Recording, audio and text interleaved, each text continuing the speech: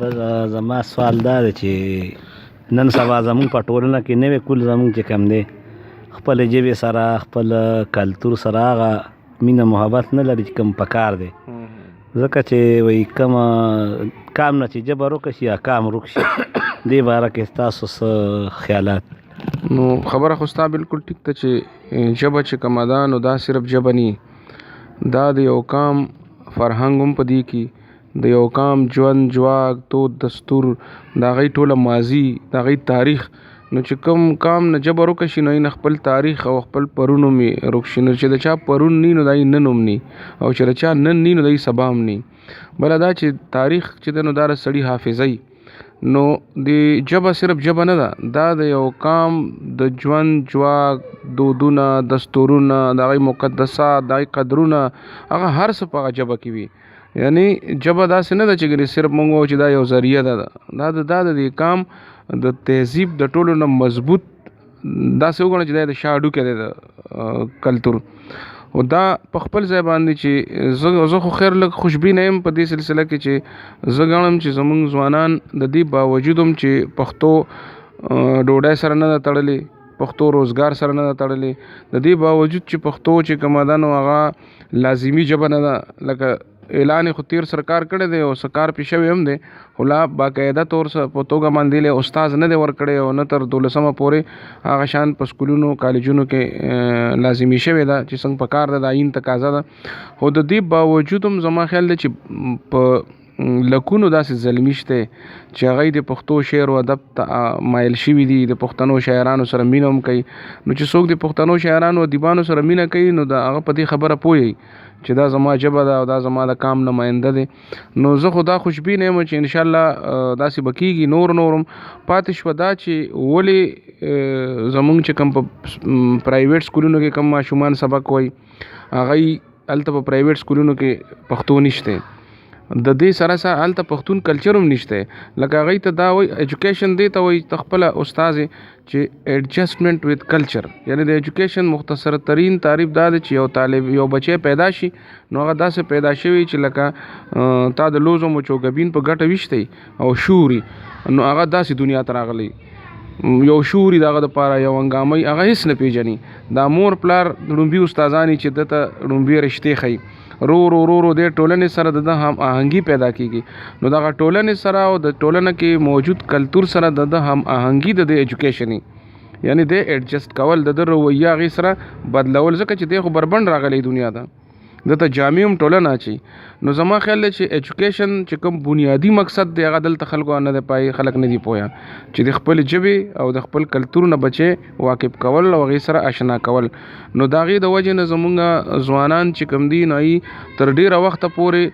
چېرته کله زلمی شي نو په دې خبره بیا وروستو پوه شي، بیا د هغه تربیت داسې شوی چې د هغه پوهول ګران وي، د خپل کلتور د خپل مقدسات باندې پوهول د خپلو قدرونو. حالانکه زما خیال دی چې پښتون قام چې کوم دی نو دا پښتو ژبه صرف ژبه نه ده، دا د دوی د ژوند دستور هم دی. لکه په دنیا کې داسې د سنسکرت صرف داسې یو ژبه ده چې هغه هم یو زمانه کې د کوډ اپ لایف په توګه باندې استعمال شو. باقي پښتو داسې ژبه ده چې موږ یو بل ته وایو چې تا ما سره پښتو ونه کړه، یا موږ یو بل ته وایو تا کې پښتو نشته. یعنی یو عربی هم بل عربي ته دا نه وایي چې تا ما سره عربي ونه کړه، نه انګریز بل انګریز ته دا وایي چې تا کې انګریزي نشته، او موږ یو بل ته وایو چې تا کې پښتو نشته. د دې مطلب زموږ دی چې ته ښه مسلمان نه چې کله اسلام راغلی دی نو ټولو پښتنو قبول کړی دی، ته تا کې پت نشته، تا کې ښېګړه نشته، تا کې ننګ نشته، تا کې ننواتې نشته، ته په جرګه نه پوهېږې، ته په اجره نه پوهېږې. یعنی چې کله مونږ ته دا وایو چې تا کې پښتو نشته نو زموږ مطلب دی. اوس داسې شته بلا زلمي چې ته ورته لکه اوس یو تعلیم یافته انګریز دی او تا هغه ته د انګریزۍ خط اوسې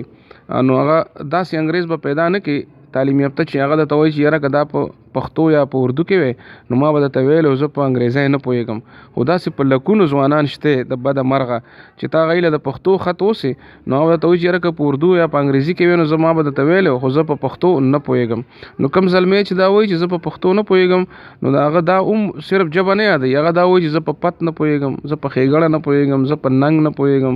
زه په اجره جرګه جومات په دې هر څه نه پوهېږم. د دې هر څه نه انکار کوي ځکه چې پښتو باندې نه پوهېدل پښتو خو کولی هم شي پښتو ویل هم شي نو داسې ځوانان شته خو زما خیال دی چې دې کې دا ځوانان نه دي ګرم زیب دې کې مونږ ګرم یو زمونږ سرکار ګرم دی مونږ ګرم یو پیرنټس یا والدین استادان چې مونږ داسې نه دي کړي چې خپل بچي ګوره زه اکثر خبره دا کوم چې دا کلتور چې دی دا سیویلایزیشن چې دی دا کلتور د دې مثال د ونې دی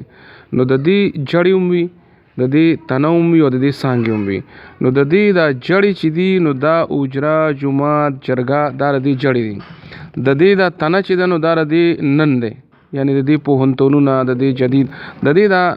څانګې چې دي نو دا د دې سکولونه دي د دې جدید ادارې دا د دې سبا دی اوس دا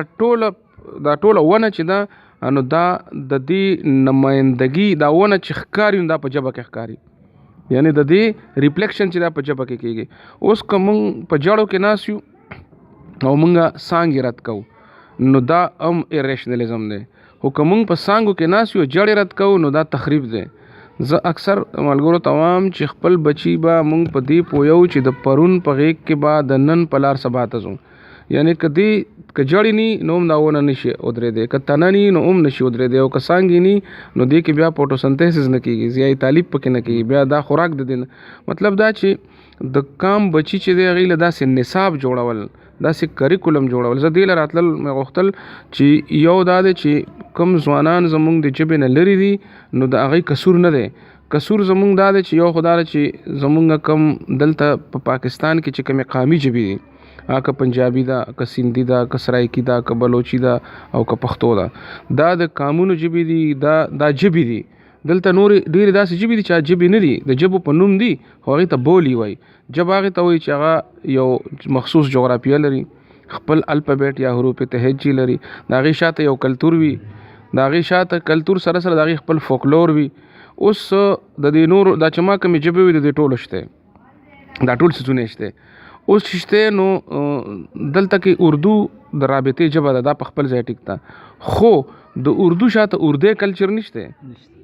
اردو کې موږ پنجابي کلچر پیش کوو چې کله موږ ډرامه پیش کوو ډرامه څه ده خو لټریچر دی ادب دی هغې کې چې کله موږ کلتور پیش کوو نو که پنجابي پیش کوي نو پکې چودھری پیش کوي که زما ډرامه وي نو کې خان وي که په سیند کې وي نو کې وډیره وي او عام ولس پکې هم اکه شان وي څنګه چې په سیند کې وي څنګه چې په بلوچستان کې وي نو اوس دا خبر د دې مطلب دا دی چې دا پاکستان چې دی نو دا د قانونو ملک دی دا د قوم ملک نه دی دا یو فیکٹ دی یو حقیقت دی چې د دې قانونو منځ کې ورورولي جوړول پکار دی هغې طریقه دا ده چې پکار دا وه چې مونږ د قانونو دا ژبې یول اون کړی وی دې ته مونږ علاقایي ژبې نه ویلی دې ته مونږ قامي ژبې ویلی وی او د دې دا مونږ ټولې چې کوم دی دا ذریعه تعلیم کړی وی د دې کې بیا مونږ پاکستانیت هم خولی د یو کولو دپاره د دې سره د دې نه علاوه مونږ مثلا د پنجابي ډپارټمنټ په پېښور یونیورسټي کې وی په لاهور یونیورسټي کې د پښتو ډپارټمنټ داسې سندي بلوچي چې مونږ ما بلې شاه پیژندې پنجابي رحمان بابا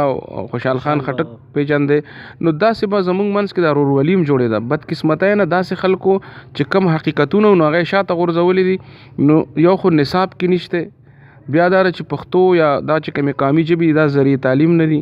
بیا دا چې د دې سره روزګار نه دی تړلی نو د دې د وجې نه دا ژبې هم خلک نه اون کوي بل پله چې دی نو ګلوبلایزیشن سره داسې وشو چې جدید ټیکنالوژي زموږ ځوانان ځان ته راښکل پای کې ډېر کشش دی حالانکه زه دا وایم چې جدید ټیکنالوژي د دې مثال د رمبي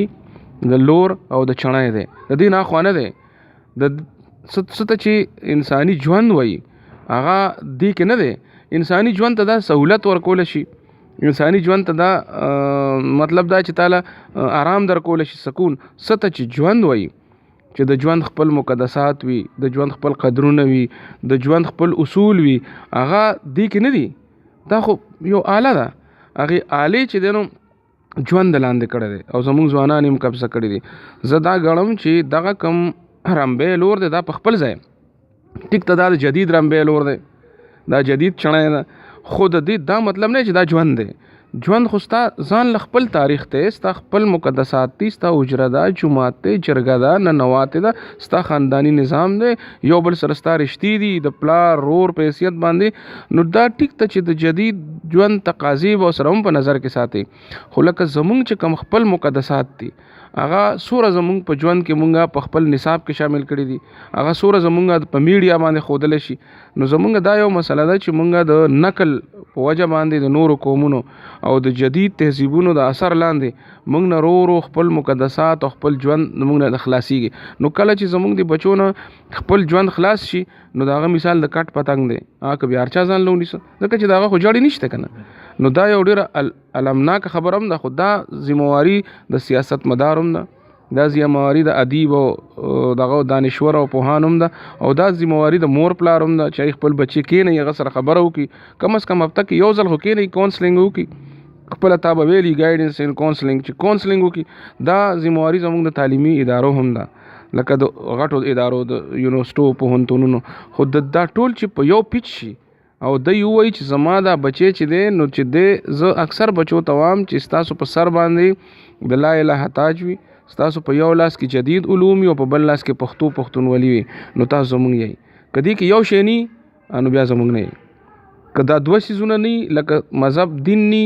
سته چې دین وای انتها پسندی نه چې د دین په نوم کم روانه کیږي سته چې دین وای چې د امن او د مینې تعلیم ورکي او سته چې پښتونولي وای نو که جدید علوم اصلهم کې نه خو د بل چا دی بیا کنه خو زمانه دی کنه